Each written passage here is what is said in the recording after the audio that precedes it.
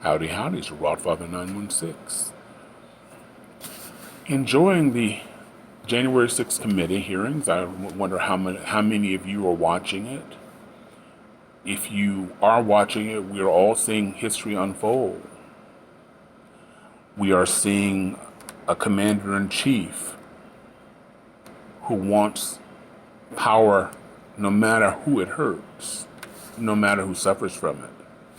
And what's intriguing about this last hearing a few days ago was he was willing to destroy people who are loyal to him.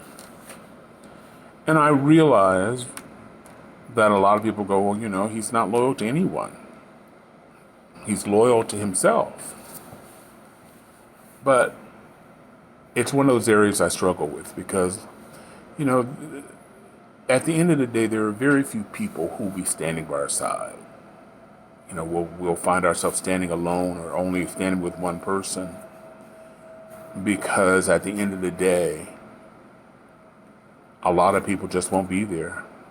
And it could be family and friends. I've experienced that. So loyalty is really important to me. I'm a very loyal person. And to see him destroy all of these people because they wanted him to lie for him, and they wouldn't.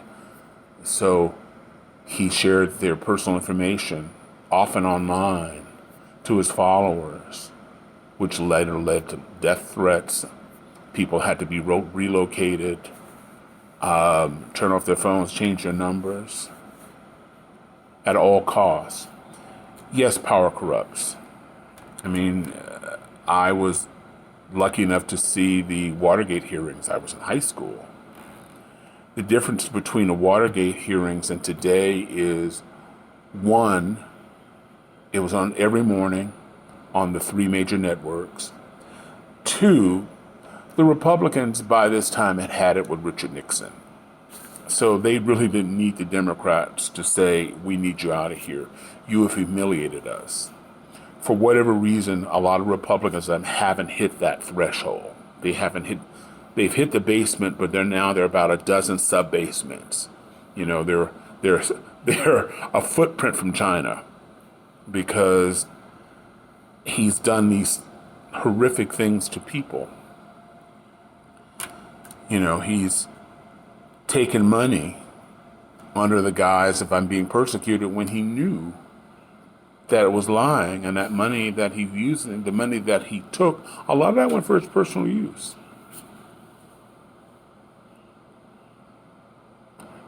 And unlike Watergate, we are in a really divided country, more so than any time in my lifetime.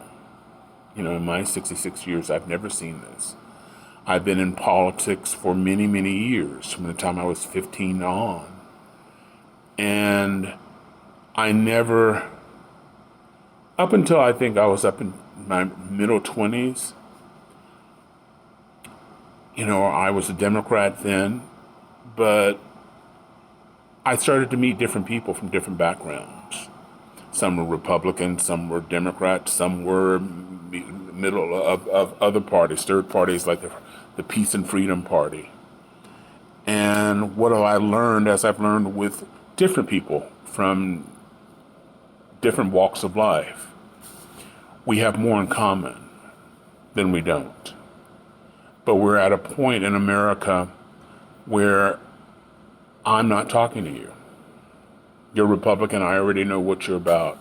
You're a Democrat, I already know what's going on. I've seen the Republicans of late, these elected Republicans will condemn Biden for not because of high gas prices, but yet vote against any type of relief.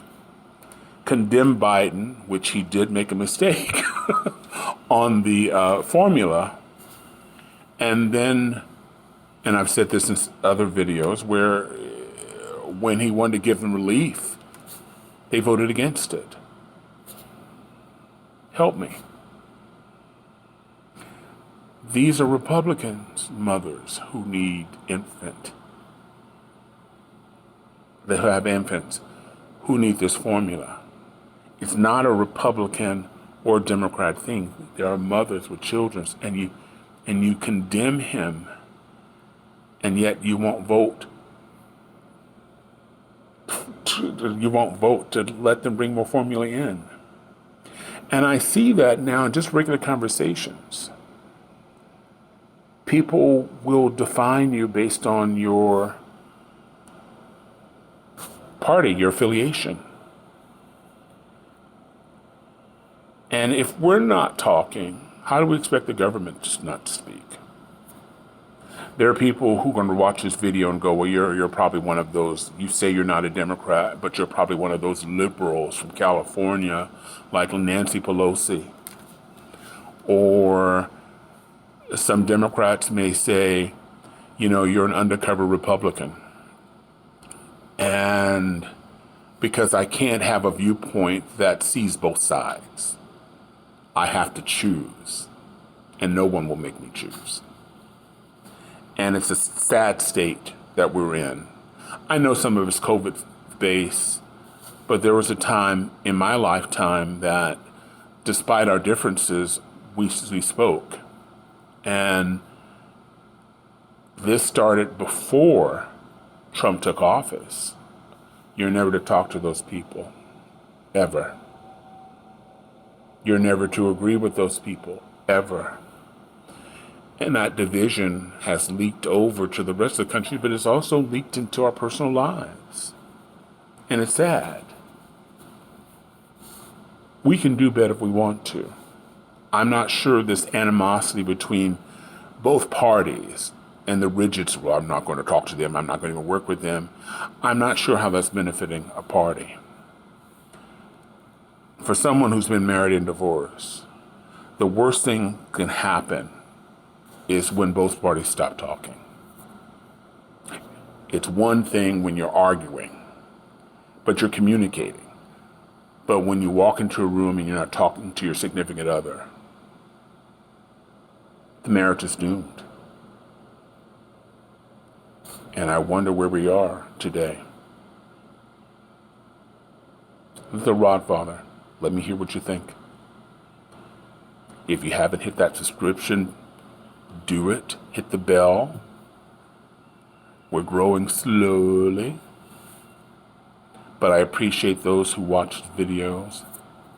So wishing you love, joy, and happiness, the Rodfather. We can do better if we want to. It is a choice. No one is telling us, no one is forcing us by gunpoint saying you can't talk to someone who has a different point of view. I learn from you. Listening to your different points of view. I learn from others. I don't always agree. But sometimes I walk away going,